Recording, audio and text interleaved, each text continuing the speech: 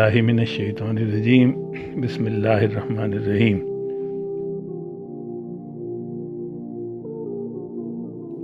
सूरह नूर आयत नंबर 43। क्या तुम नहीं देखते अल्लाह बादलों को आहिस्ता आहिस्ता हंकाता है, फिर उन्हें आपस में जोड़ देता है और तह बतह इकट्ठा कर देता है। फिर तुम देखते हो कि बारिश के कतरे इसके अंदर से टपकते हैं। समंदरों और दरियाओं से पानी के बुखारात उठकर फ़ज़ा में जमा हो जाते हैं, और जब इन बुखारात को फ़ज़ा में खाक के ज़र्रात मिलते हैं तो वो उनके गिर्द जमा हो जाते हैं। इनके कंडक्शन होने से छोटे छोटे बादल बनने लगते हैं। ये बादल फ़ज़ा में तैर रहे होते हैं, और जब हवा इनको आपस में जोड़ देती है तो वज़न बढ़ने की वजह से ये बादल बारिश की शक्ल में ज़मीन पर बरस जाते हैं।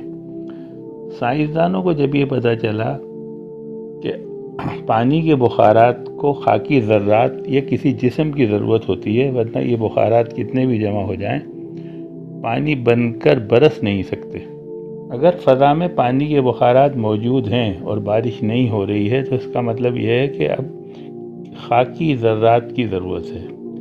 इसके लिए सीडिंग एजेंट्स के ज़रिए कंडेंशन की गई, जहाज़ों के ज़रिए केमिकल फ़ज़ा में स्प्रे किए गए, कई किस्म के केमिकल आजमाए गए, और इल्म में सिल्वर आयोडाइड सबसे कामयाब रहा। इसको जो है येलो साल्ट भी कहते हैं। लेकिन ये है कि सबसे अहम बात यही है कि अल्लाह ताला ने कुरान में अपनी आयत के अंदर ये चीज़ें हमें बता दी, और आगे का काम हमारा था कि हम इस पर गौर व फिक्र करते और किसी नतीजे पर पहुँचते।